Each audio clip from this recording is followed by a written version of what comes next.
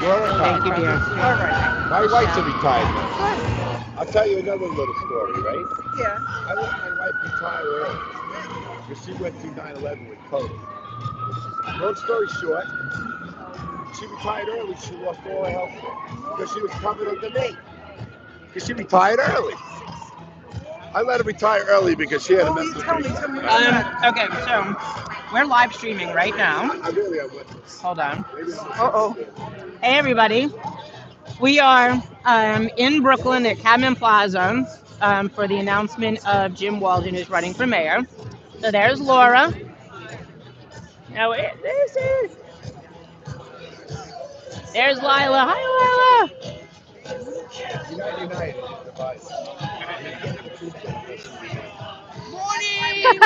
Michelle is here. Mwah. Wait. There's Michelle. Hello, darling. Mwah. Okay, so I'm just going to let this roll, and Laura's going to be in charge of my camera. Make sure you see forward. Savvy with it. Now, all you got to do Yeah. is just make sure you can still see the stage back there, right? Okay. And if not, just move it somewhere where you If can there's see. too many people Yeah. standing in front of it, all right? Okay. Okay. Now,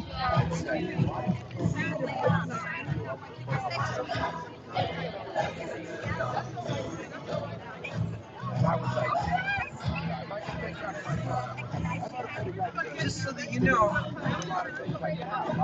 it's covered where, but I'll figure it out. Like if I, you know what I'm saying?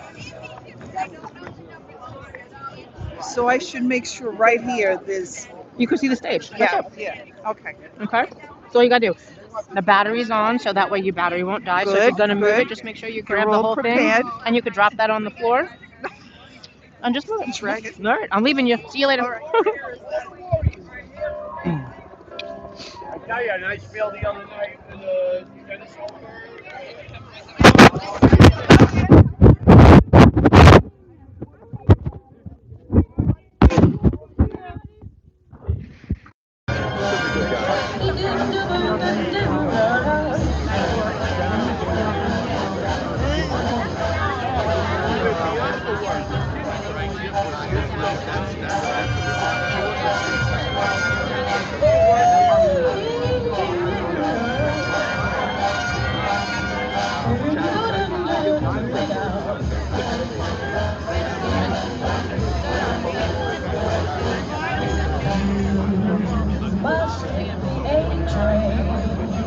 No, there's a microphone.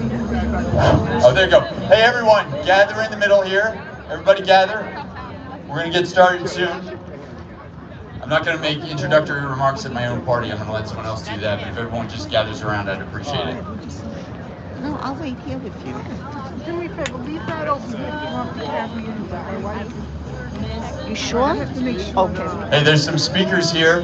Those that are going to speak, if you can come up to the podium on the left or the right side, we can get started.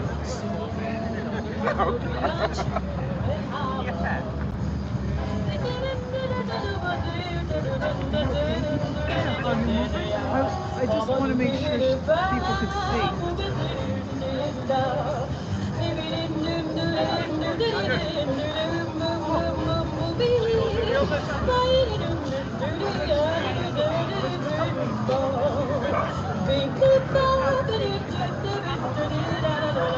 Good morning, everyone. My name is Mary Ann Pizzatola. I am president.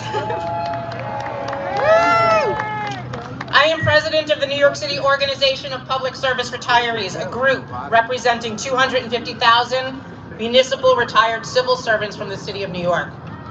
We are police officers, firefighters, EMTs and paramedics, teachers, fire inspectors, paras, nurses, transit workers, DOE workers, commissioners, deputy mayors, council members, mayors, doctors, lawyers, paralegals, sanitation workers, and more.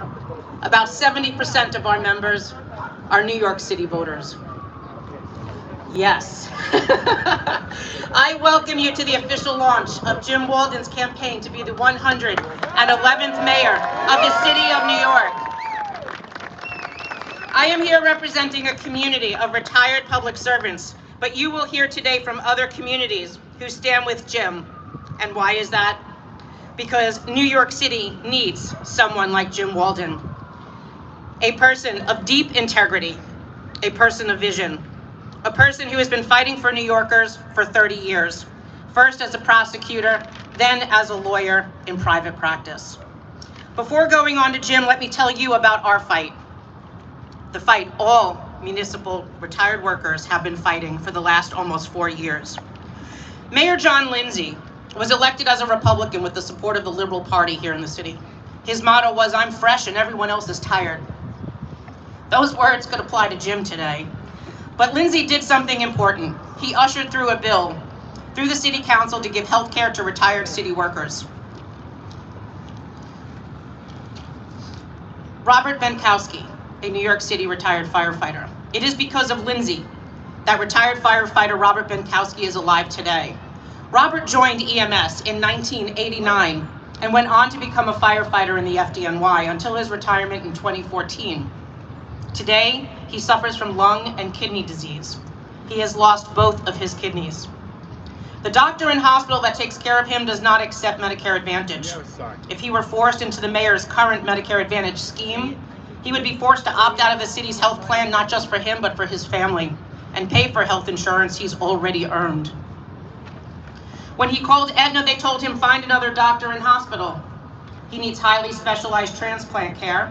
Traditional Medicare allows him to have that, and he should not be forced to struggle with this devastating illness that's taking a toll on his family and the added burden of having to find new doctors further away from where he currently resides. The city failed Robert and his family by causing him to endure this added stress at a time of his life like this. He has dedicated his life and put his life at risk for the people of the city of New York. Robert is impacted like all other elderly and disabled retirees, 9/11 responders, widows and widowers who keep fighting to keep their doctors and not allowing a for-profit insurance company to be the gatekeeper between life-saving care and their doctors.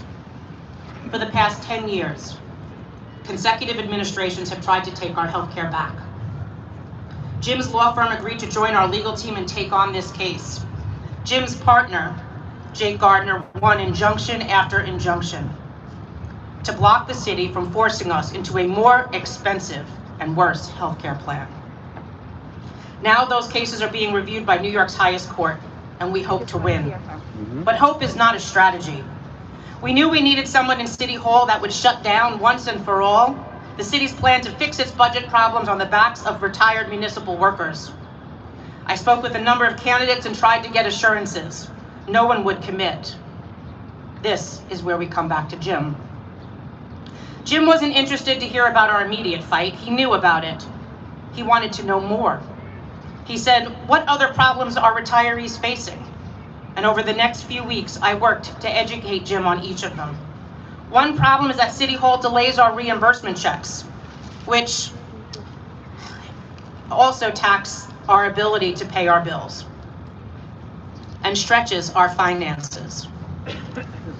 The second was that our health benefits die the day we do. So if a retiree dies, their spouse and children are left without health insurance. Once Jim understood the problems, he committed to fixing them.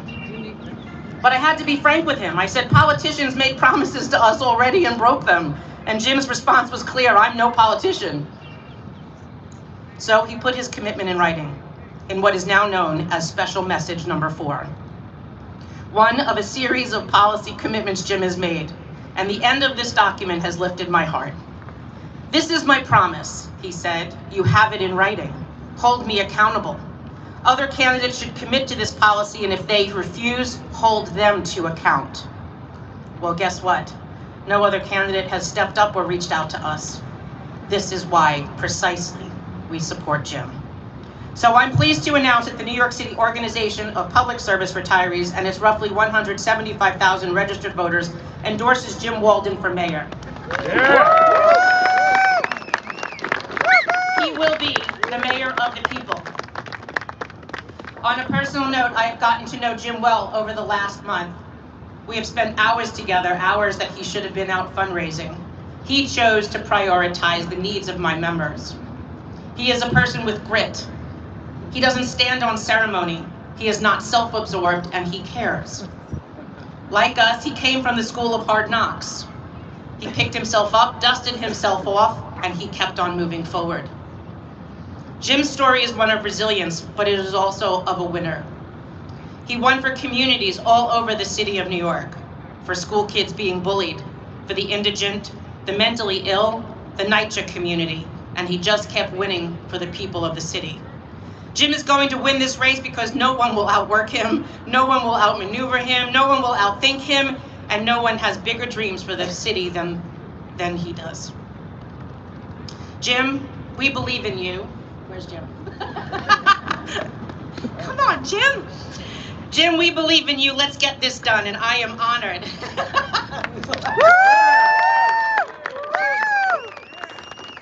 I am honored to pass this mic to James Leonard, a hero from the New York City Fire Department. James.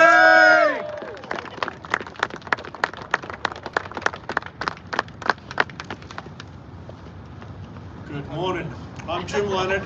I'm the former Chief of Department of the FDNY, and I'm here today to show my strong support for Jim as he announces his run for mayor of this city.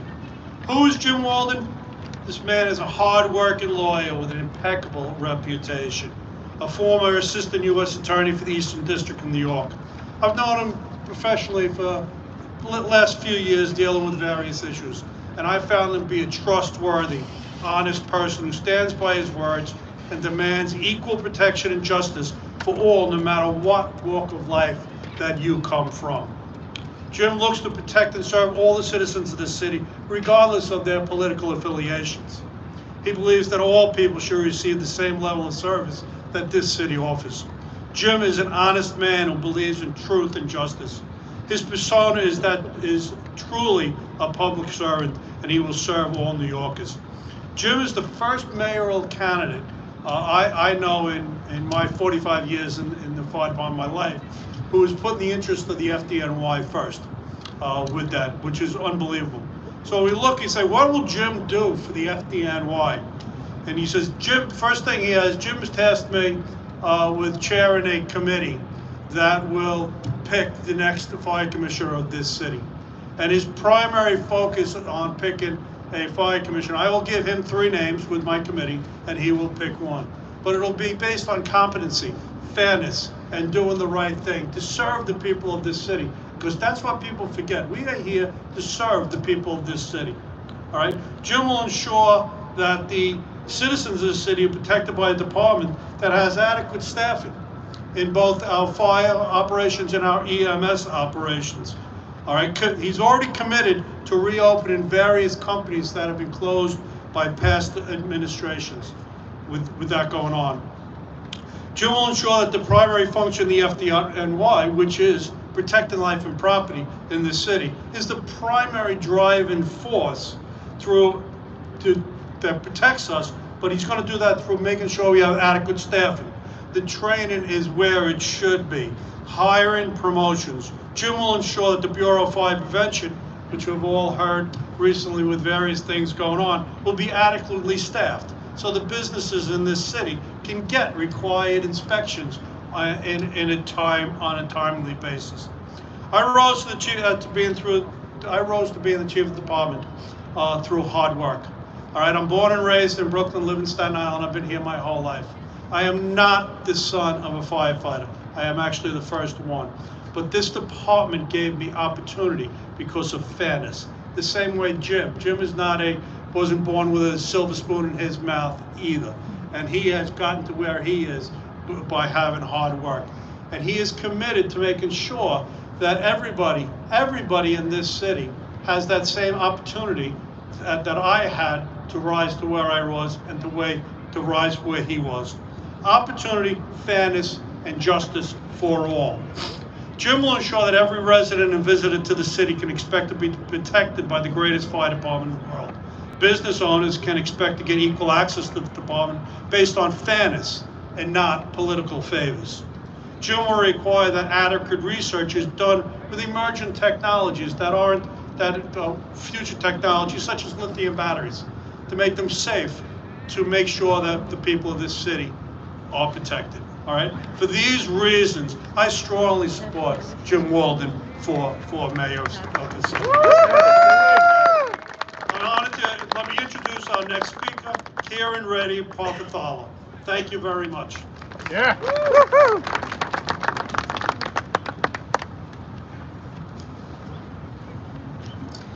Hi, I am Kiran Reddy Parvatala, Indian community activist. I worked in NYPD in many consulting positions, including for FDNY, also for Department of Corrections.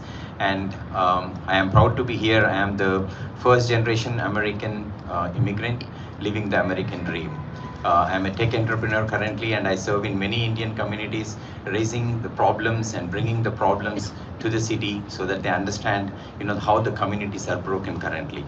So I'm here, and I'm very proud to be endorsing Mr. Jim here for Mayor of New York. Some of the reasons being he has a deep understanding of the current crisis as to what's going on in the city, the migration crisis, the joblessness, and all the benefits that you guys are talking about from a healthcare point of view. Those require important attention from a right person. And Jim came ground up, and he really understands what a middle class life means. And I think to have such a person with experience, deep understanding of law and order is very critical, and understanding of policy is very important currently to address the situations that we are going through in the city. So I am confident that he's a problem solver, like many of you said. So I'm confident that he's going to fix it all for us. Thank you. I'm going to introduce the next speaker, Serju Patel.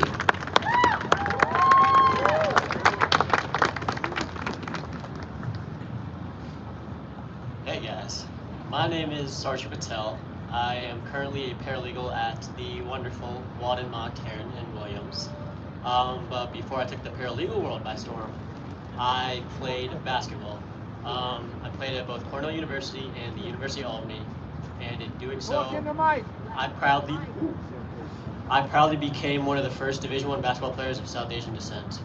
I'm proud of what I've done because I played a small role in a narrative of inclusion, a narrative that's central to everyone we'll hear from today. When we think about inclusion, we usually consider it externally. A dominant group enables access to a minority group. Rarely do we consider inclusion from within. The South Asian community is extremely underrepresented in sports, entertainment. However, a truth of our community is that the fight for inclusion begins from within. That first barrier to pursuing a passion like sports is a cultural one. To convince ourselves or our parents that the pursuit of a creative or athletic aspiration is as worthy as a traditional course when we have no evidence to support such an inclination, that is a brick wall that most South Asian kids don't find a way past. To give a little bit of background about myself before I get to Jim. In 2022, when I was still playing, a nonprofit by the name of Brown Ballers was founded. Our platform serves a global community of South Asians through storytelling, empowering the next generation of brown athletes to find role models and people who look like them and who grew up like them. So they have evidence to say, look at what this passion can do for me.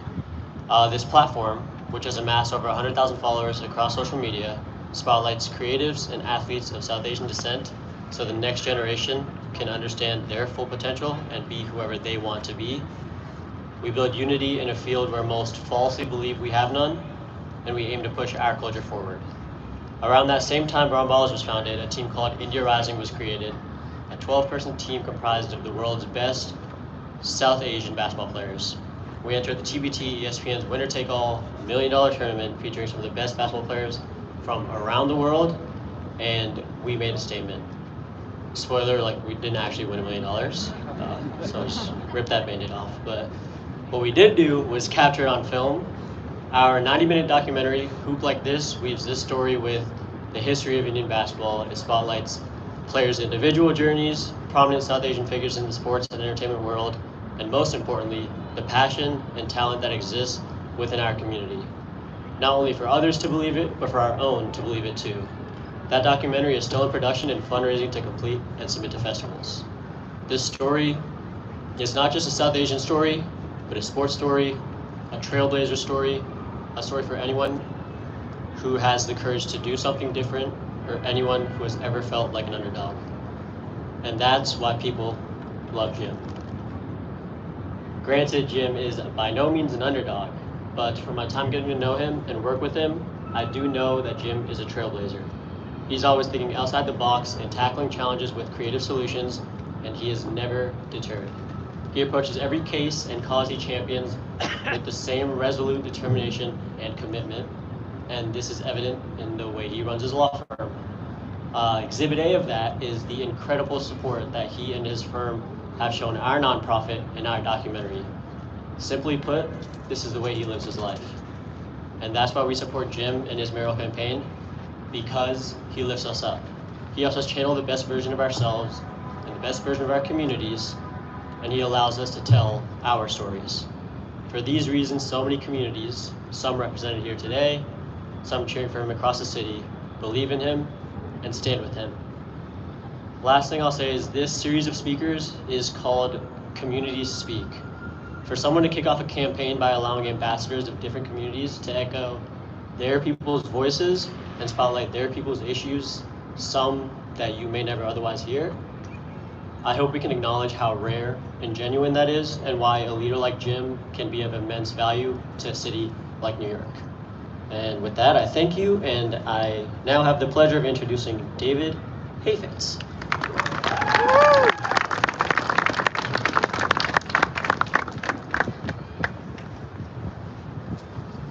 Good morning.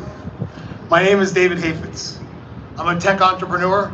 I'm a proud conservative Jew and a third-generation American. My grandparents came to the shores of this great city and this great nation to escape the pogroms of Europe, where they were chased and persecuted for being Jewish.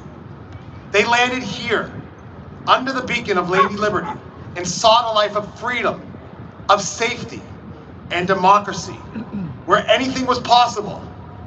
The possibility of being American for them was anchored in the pursuit of education. My grandfather got here. He changed his name to sound American. He went to NYU, and he eventually became one of the first clinical directors of the National Institute of Health. My grandmother went to Barnard, got a PhD, and my mother followed her to Barnard on to Harvard. I followed her to Columbia. Today, the gates of the grounds of those very institutions are being blocked by protesters who carry the flag of terrorist entities, mask their faces, and prevent Jewish students and faculty from fair and open pursuit of education. The blight of anti-Semitism is crushing the right of those who want to study. Jim will end this.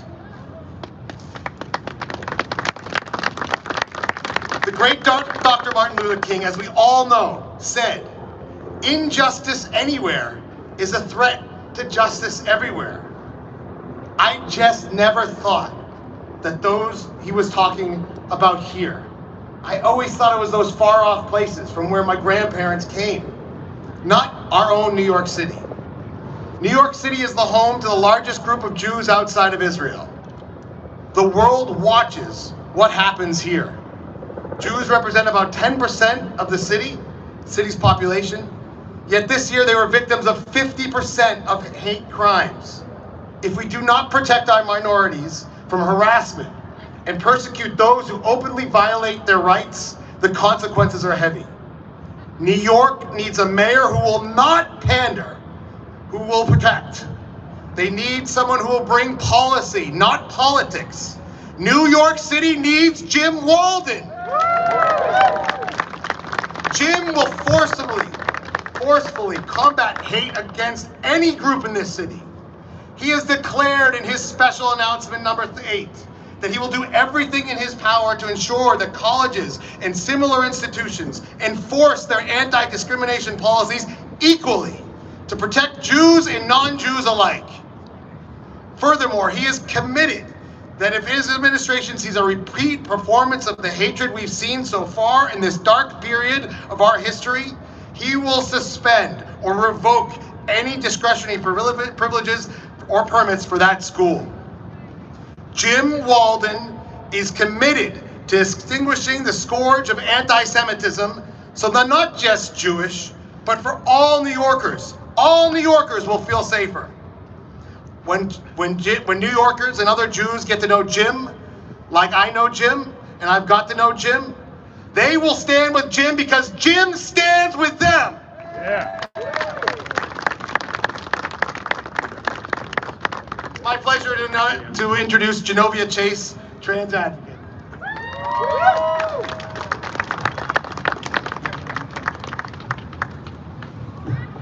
Good morning, everybody. My name is Genovia Chase. I'm a filmmaker, producer, and a community organizer. I support Jim Walden for mayor because first and foremost, he understands that trans and LGBTQ people have the human right to exist. The next mayor of this city must understand that and embody that in practice. From my journey of meeting Jim, he has been directly active in our communities, bringing about change. One of the most significant things that's recently been connected with is that we got to really meet through reopening a cold case of a trans young person who was murdered 30 years ago in this city, a city that they felt refuge and found refuge through the House Ballroom community particularly. So it's important that by prioritizing our community needs and growth, that Jim also recognizes that it's essential that not just here in New York City, but for us LGBT and trans and queer everywhere, that it's important that New York City remains a sanctuary city and a beacon of hope for people to understand that there's space that they can be safe and protected. My endorsement of Jim is not only about aligning with his values to LGBTQ and trans purposes, it's really about his policies and acknowledging and his dedication to inclusivity and justice for all communities. I believe under Jim's leadership that our community can continue to be a beacon of progress and that we can continue to be an example for what this broken society needs in times like this. The trans community has been deeply active on the streets of New York City day in and day out, the deaths and murders of people in our community that have been faced with challenges. And it's really challenging to really have representation in this community that the very LGBTQ people go to the polls and vote for, do not show up for us, do not respond to our needs in a desperate manner. And now we can even look at the national platform and understand how our experiences are at the forefront of this fight, and how if we are not prioritized, and how can any community truly be prioritized in the world? Jim is giving hope.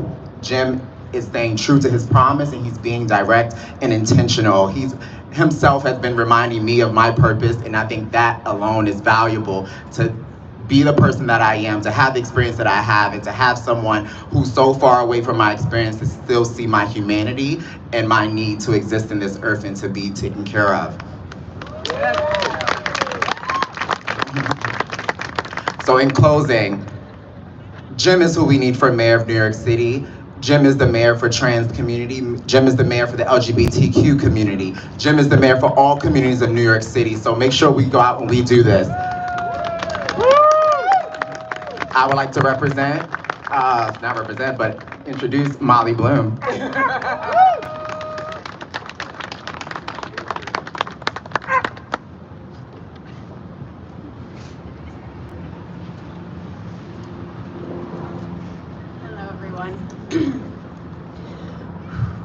It's not often that we get the opportunity to speak about somebody that has not only transformed your life, but quite possibly saved it.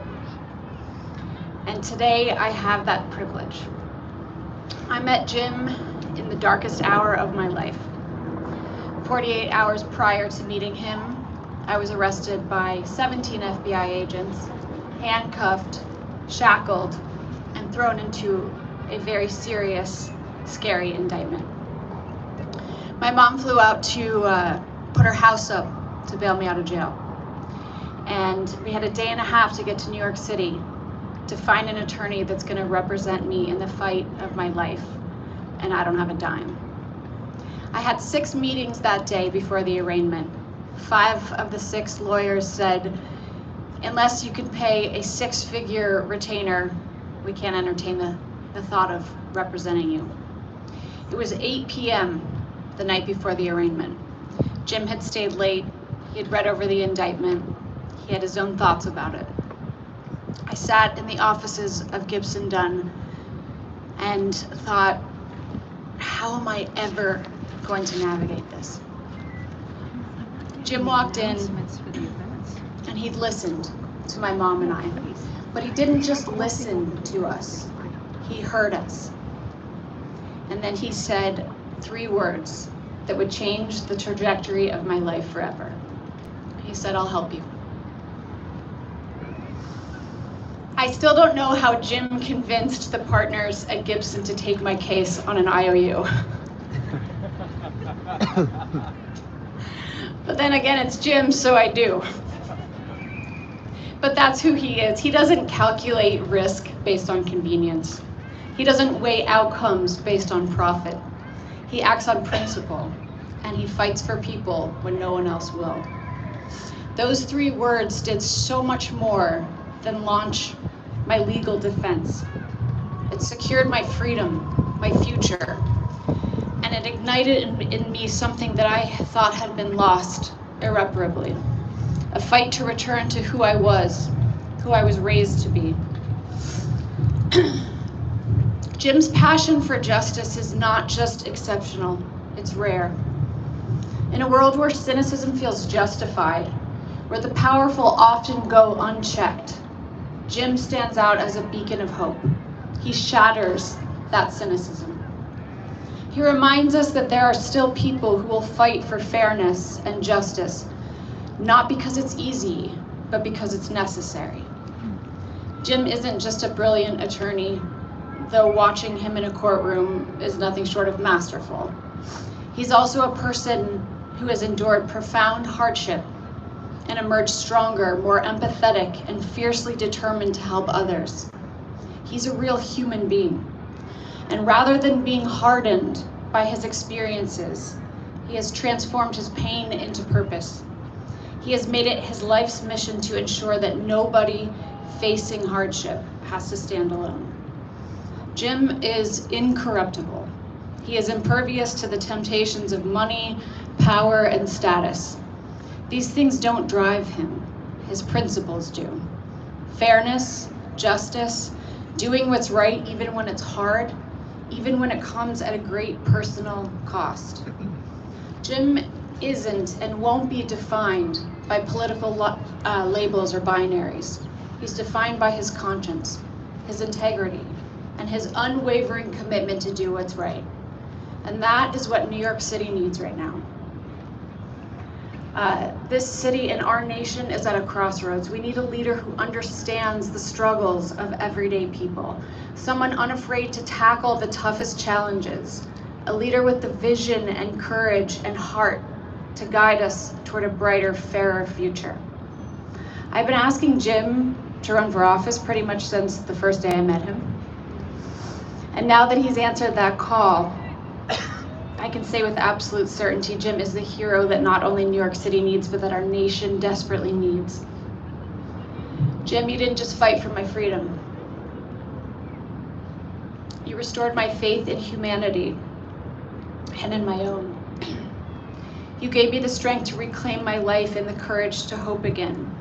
You showed me that even in our darkest hours, there are people who will stand beside us, fight for us, and help us find our way back to light.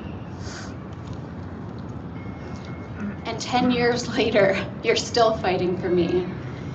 You forced me to submit a presidential pardon. Come on, everybody, free Molly! Free Molly! To stand here in support of you, to be part of this campaign and this movement is one of the greatest honors of my life. New York City, there's no one better equipped to fight for you, represent you, and lead you.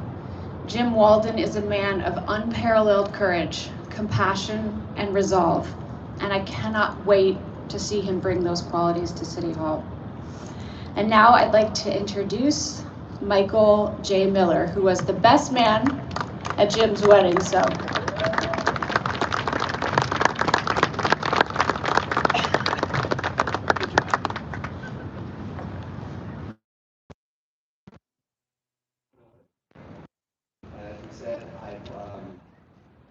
I've actually realized that all of the presenters known Jim the longest.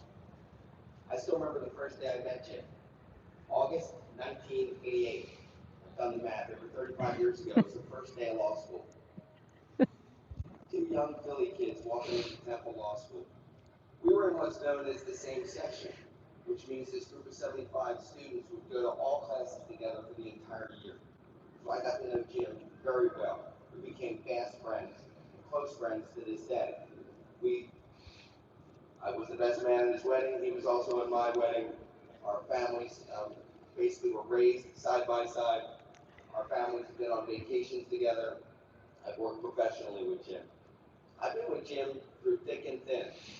I've been with Jim when times were easy, and I've been with Jim when times were tough. But I can say this with complete sincerity and certainty. No matter how small your lifeboat is, you want Jim Walden in it.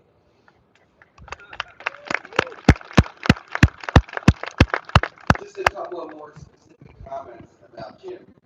And you hear this from politicians all the time, right? Oh, I'm blue collar. I came from next to nothing. Well, I can tell you I was there.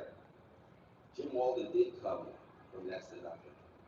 Jim grew up in a town called Levittown, near where I grew up, tough town. We went to public high school there, Truman. Tough high school. Like I said, I got to know Jim well during law school. I participated in a family move, one of Jim's family moves, and I got to see what that family had, which wasn't much. So when you hear people saying, like we heard a little bit, Jim Walden isn't so much good with that, you can believe it. This is a guy who's accomplished a lot. I'm sure he's got lots of people to thank along the way, but he started at near zero. Second point, Jim Walden is superpower capable. This is a guy with his background who wasn't even going to go to college. This is to take the SAT, college in himself. Then he goes to law school, Temple Law School. There are 350 students vying for the top spot. Who turns out to be the top student? Jim Walden, number one, 350 students. I have a whole bunch of stories about how smart and capable Jim is, but I'm just going to tell one today about law school. So there was a class called Advanced Corporate Taxation, generally considered to be the toughest or one of the toughest classes in the entire law school. So tough, you can collaborate with whoever you wanted to advance the exam. You can bring whatever you wanted into the exam. You can bring notes. It's an open book, open anything. There was a study group of us studying for this exam. There were a lot of smart people in that group. And Jim comes rolling in the day before the exam. He doesn't have notes. Instead, he's reduced the entire course, the entire advanced corporate tax course, to a single flow chart. The entire corporate tax code is a single flow chart. It's 8.5 by 11 sheets of paper, scotch taped together. He unfurls it. I'm looking over his shoulder. I think this. First, I check it. It's correct. Number two, he's a genius. And number three, I have a big problem on this exam tomorrow. He's doing a lot better than me. And folks have seen his bio, right? Jim decides to be a prosecutor right over here across the street. Huge success. Jim starts working in private law firms, at 2 of them. He's a huge success. He starts his own law firm. It's a huge success. There's a theme here. I've been watching it for over 35 years. Jim Walden is good at everything that he does. Number 3. And Jim Walden made this point at the beginning. He's an absolutely great person. He's generous to the point of selflessness. You've heard the word fair. He's fair. He's loyal. We've talked about capable. He's resilient. That's another word you've heard already today. But the one word that keeps coming back to me when I characterize my friend Jim Walden is dependability. And by that, I mean absolute reliability. You've heard that today, too. When Jim Walden says that he's going to do something, that's what Jim Walden does. I remember telling my dad years ago, Dad, I have this new friend. This guy, Jim Walden. If we promise to meet each other exactly 20 years from this moment at any spot on the face of the earth, I don't need to double check with Jim. He's going to be there. I just need to get there. This is a man who does what he says he's going to do. And if Jim Walden says he's going to be the mayor of New York, and we know he's going to be a great one, and he says he's going to be a great one, get ready. That's going to happen. I'd like to turn this over to Lucas Walden.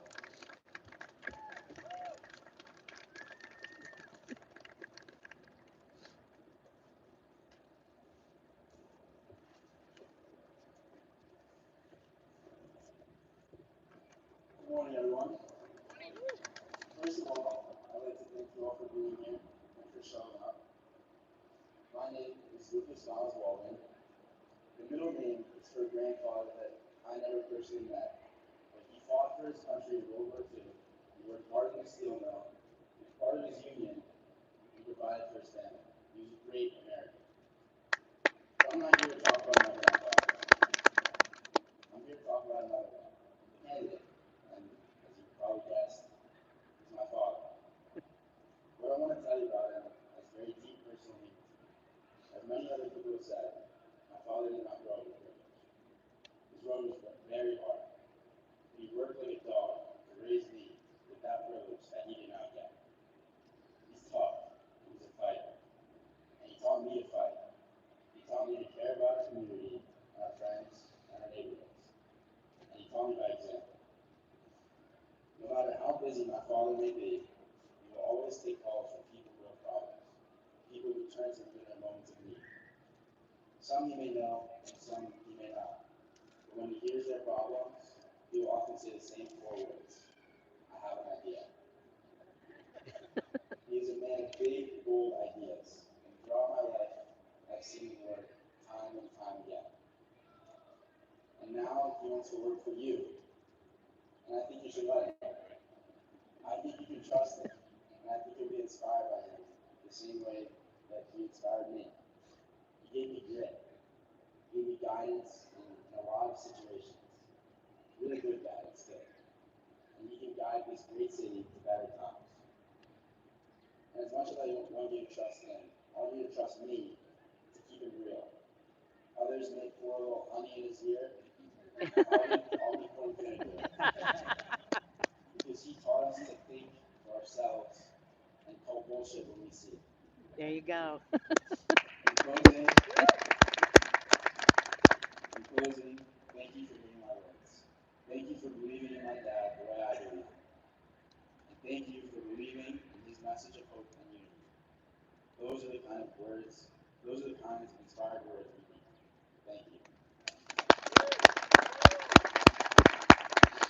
It is now my honor to introduce the former governor of the great state of New York, David Patterson.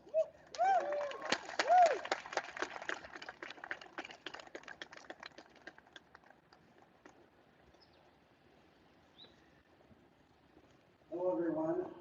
I'm David Patterson. I'm a recovering governor. And it is good to see that all of you have come out here today to support a man who has demonstrated time and time again his faith in the city, his faith in other people, and his belief that the systems in our government can work if there's an equal opportunity for everyone to access them. So as we approach our quadrennial referendum on leadership and presumably policy, I think there are some issues What's going on? Need to be addressed. And Is she it's hot? okay. I think we need EMS here. This great Do you have a city cell phone? is all about. No, I don't need it. In spite of the fact She almost that our passed city out is there and great, she seemed Do you have running water? Do you have I just have a bit bad unemployment and cold. underemployment, medication? poor and adequate health care Not that I know. facilities, Not and basically Can you a come and failed sit over here? educational Almost last system. time worry, go back No. We to need it. somebody No, really. who No, no, is no. I'm a willing firefighter. to put Sit over here. himself or herself, but in this case, Sit. himself, Sit. in a position to make those changes for us. He demonstrated that when he was in the I think yes. No. Can you call me a bus? Thanks. Oh, boss. I thought you said Ambulance. us. Bus. I thought he said us. Bus. No, It's okay, go back. no. No, no, no. Yes. No. Listen to me. So what happened today? I just got very weak, that's all. Uh-huh. Did you eat I today? started losing. No, I didn't. You didn't eat today. I have a banana in my bag. Does she usually eat breakfast? No, not really. She seemed like she was semi losing consciousness. I mean, she grabbed another woman and another woman's side and kicked And she went to fall down? Yeah. Do you have something to drink? What do you have in here? Water. Do you have anything with sugar? Is she diabetic? No. Just have a banana. Should do, right? Well, start eating your banana and drink your drink. Probably could be standing for so long, especially if she locked her legs. Yeah. Yeah, I had We have donuts and we have You have a coffee. what? a big cold. Oh, you have a cold? She's been coughing for several weeks, and I've been asking her to go to the doctor, and she's refused. Well, why don't you just pick her up and bring her there? Yeah. We tried all the medicine for coughing. You're being stubborn, Susie. Okay, I will. You're going to go to the doctor today. Go back. No, Yes. no. I need to make sure you stay fine. Eat that banana. You want a piece? No, I want you to eat it. You need the potassium. Thank you. I don't want you to miss the. It's fine. Please. Mm-mm. You don't have to. Look at my That's fine. Need any help? I got my nurse wife. Nurse wife. Okay. You want me to leave you with the nurse wife? You sure? You're going to eat the banana. We'll take care of it. And you're going to drink and you're going to. My wife doesn't. And he called an ambulance for you and you're going to go. Because if you refuse, he's going to call me back and I'm going to throw you in there myself. Okay. You understand? Okay, I Yes? promise if you go Yes, back. I will go. Only if you And promise say- me you're going to the ER to get checked out.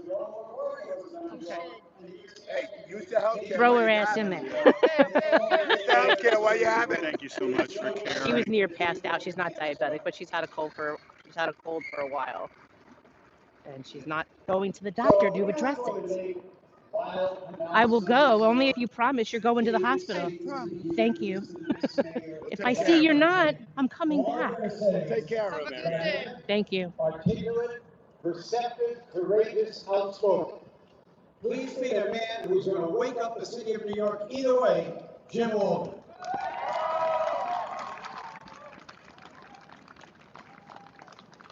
You know, I gotta say, I'm lucky to have one person here and to see all of you and so many friends, people that have traveled from Tennessee and Philadelphia. I'm super grateful. In Delaware, too, don't forget Delaware. Let me just start off with some thank you remarks. First of all, if I can find my reading glasses, I want to thank my professional family, Walden, Watson, and Williams. I love you guys. I know that you're sacrificing a lot by supporting me for mayor, and I'll never forget it. I want to thank my campaign team, especially Governor Pedersen and Sarah Silver, my chief of staff.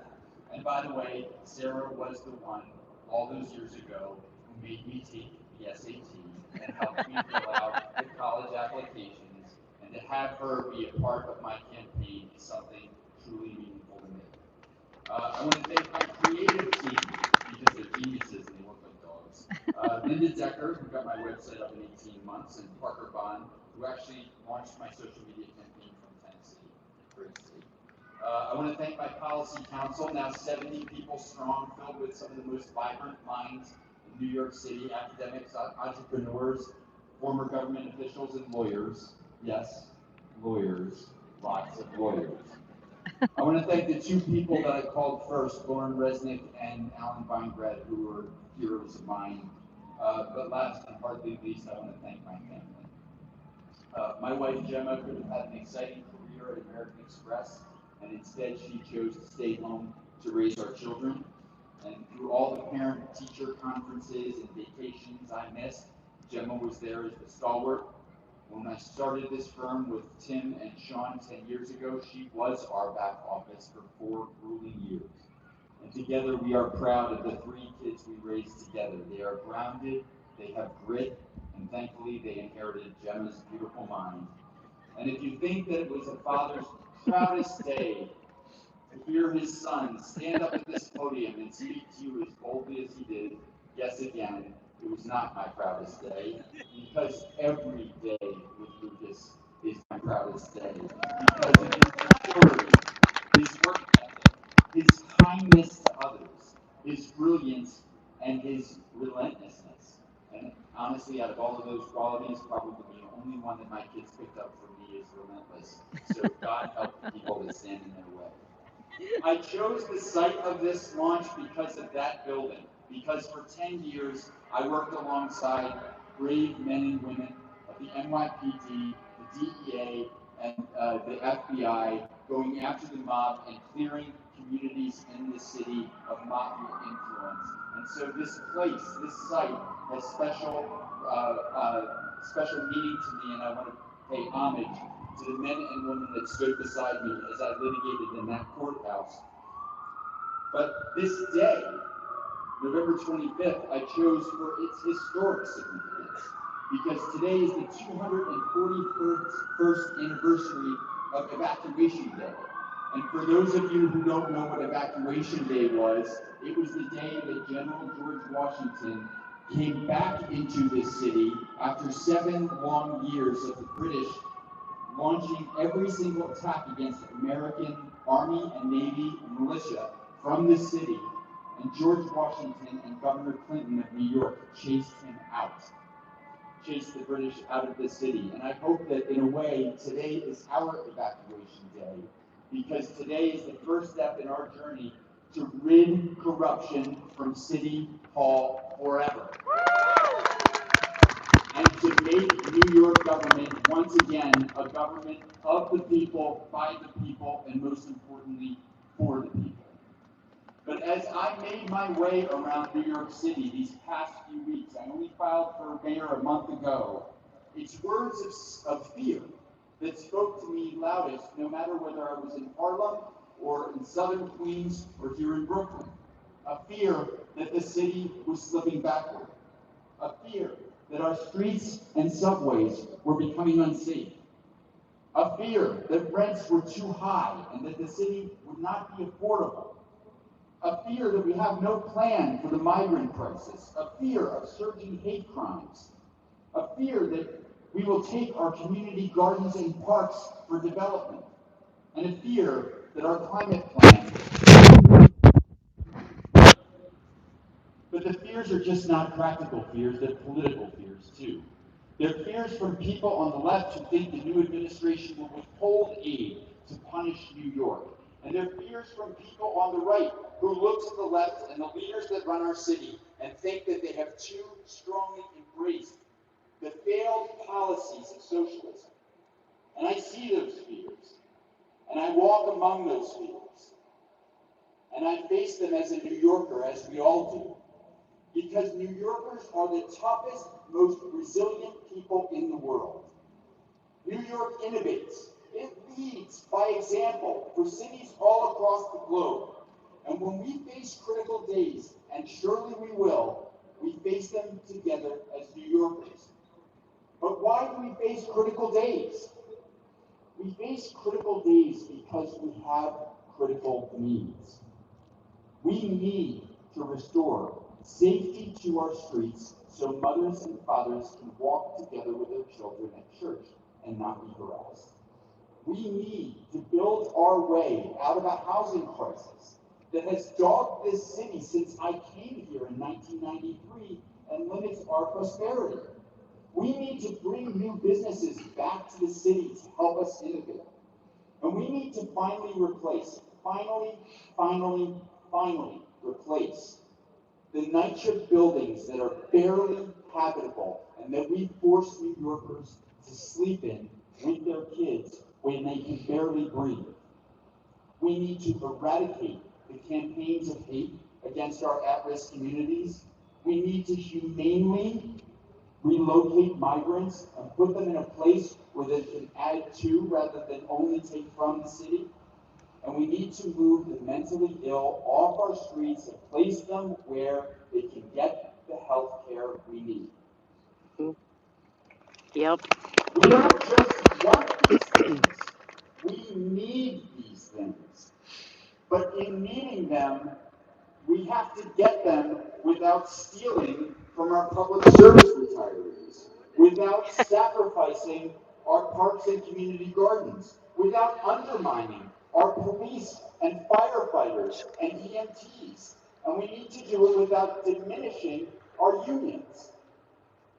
But when you frame these issues, what we need on the one hand, with what we need to protect on the other, when you frame that issue to career politicians, you know what they say. No, no, no, no, no. This is a zero-sum game. If someone wins, someone has to lose. If you want affordable housing, you have to take that community garden in order to build it. We want safe streets too, but you can't trust the police. And if you want equity, you need to shame white school kids so that they feel guilty for their quote-unquote privilege. That is happening in the city of New York, and it shouldn't. In other words, they offer something. What do they offer, these career politicians? They offer something that I refuse to abide. False choices. I want you to hear me when I say that. False choices. Because the time in our city to accept and go along with the false choices that career politicians have offered us for years is over. It's false choices born of their lack of vision. It's false choices born of their inability to innovate. It's false choices based on the secret interest that they need to placate in order to keep the jobs, because their political jobs are the only jobs they've ever known. It is the false choices that tells us that we must engage in blood sport politics. We must vilify each other. And that's the only way that our politics can move forward. It is not. I reject these false choices. I reject them because I've been hearing these same false choices all of my life. I have known fear. And in the face of that fear, I had to make a choice. It was the fear of a 4-year-old who was abused by an alcoholic father for years. It was the fear of losing a home while I stood in lines to get public assistance checks. It was the fear of uncertainty when I couldn't balance my life because I was working 3 jobs, I had no car, I slept on a floor, but yet I had to get 25 miles away to attend a community college that I eventually failed out of. And it was the fear of being here as a first-year prosecutor and knowing that my mentally ill sister had been arrested in Philadelphia and was sitting in jail. I faced that fear. And what did I do? I stood strong. I moved forward. I chose to fight. The way that I will fight for you as mayor. In 1992, I chose to come to this city and be a New Yorker. That was my choice. As a prosecutor, I chose to take on the mob. As a private lawyer, I chose to take on the government, whether it was Republicans or Democrats, when I saw that they were doing something wrong. And I went after every single administration. I went after Bloomberg for handshake deals with developers, and I won. I went after him again when it came to throwing thousands of New Yorkers off the food stamp program, and I won. I went after the Cuomo administration when the governor closed down a commission, the Moreland Commission, that was charged with investigating corruption in his investigation. And he seemed to get away with it until we brought the evidence to the prosecutors ourselves. And I took him on again when he chose to close a hospital that was no more than 2 miles from here, Long Island College Hospital, which had a vital emergency room that the NYC community of Red Hook depended on, and I won. And you know who I did that case for? For another politician, for Bill de Blasio, when he was the public advocate. And God knows I believed in him, until I had to defy him, because 2 weeks after he won the mayorship, off the backs of the people who fought for Litch, he called me in my kitchen and told me to drop the case. And I said, Mr. Mayor, if you think this lawyer is going to abandon the community that fought for that hospital, you picked the wrong lawyer. And so I went after him, and I went after him again when he abandoned school kids because he wasn't protecting them from bullying, and I went after him again when he left the NYC residents living in toxic, mold-infested, lead-infested environments and would not pay even for emergency repairs. And it was that fight that then convinced Governor Cuomo to declare a state of emergency. And I was proud on the day when he signed that order because it gave $250 million of emergency repairs that were long overdue in those NYC houses.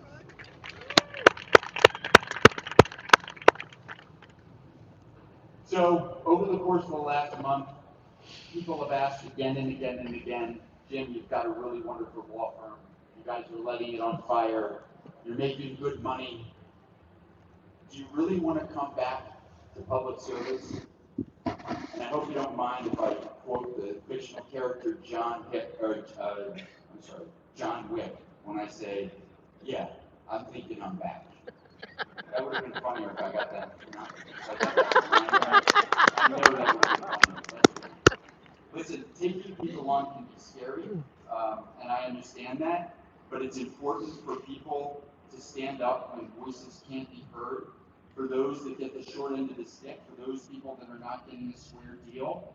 And let me tell you, I've heard a lot of naysayers over the course of the last month.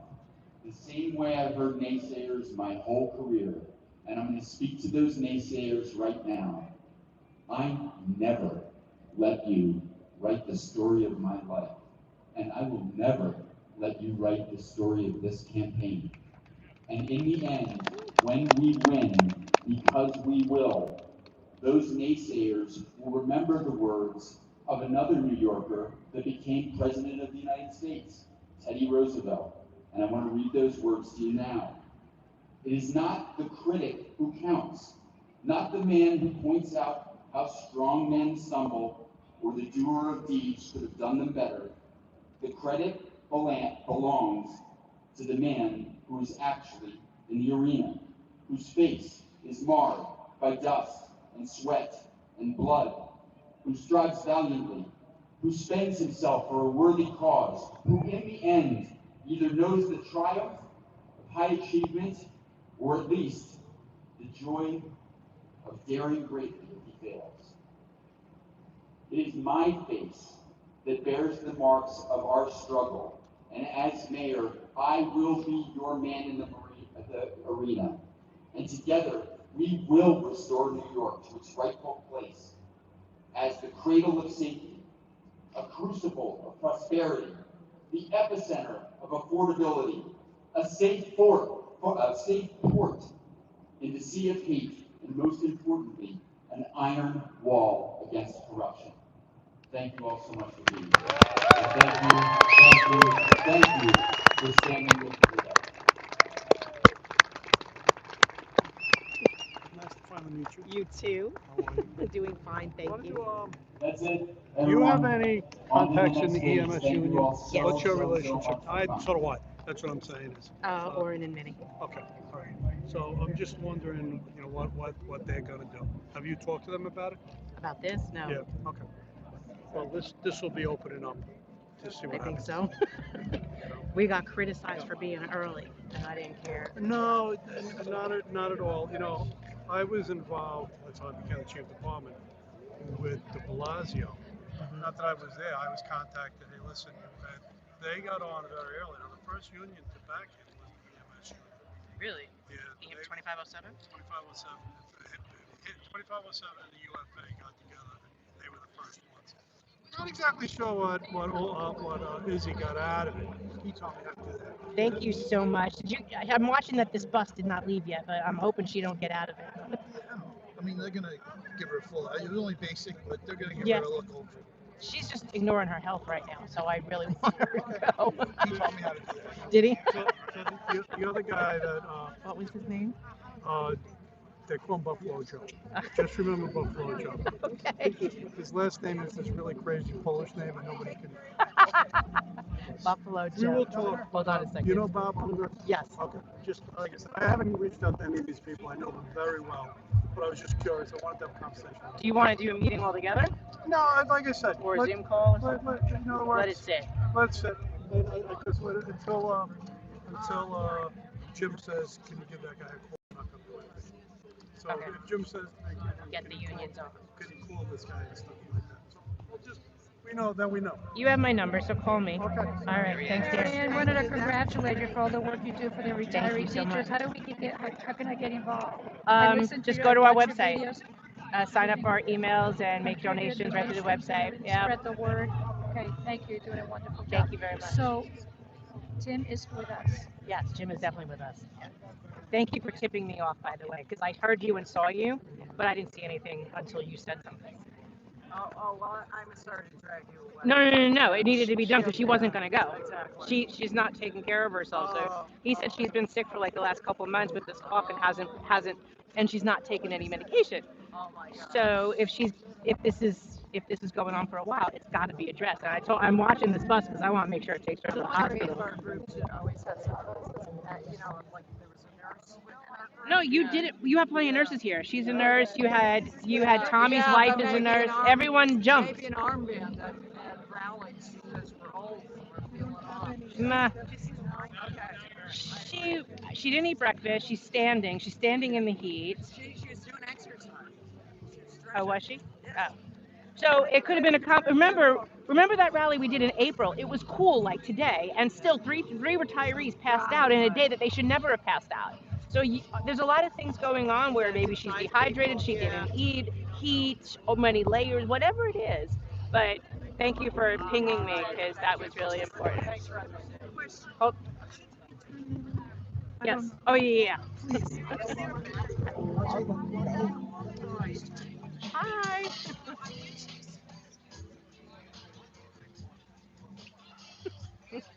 You okay? Okay, everyone, so we are going to wrap this up today, and I will do an update. Well, actually, you're not going to see us until next week. Have a happy Thanksgiving to everyone. Thanks for everyone that did come out today, and I'll see you next week. Bye.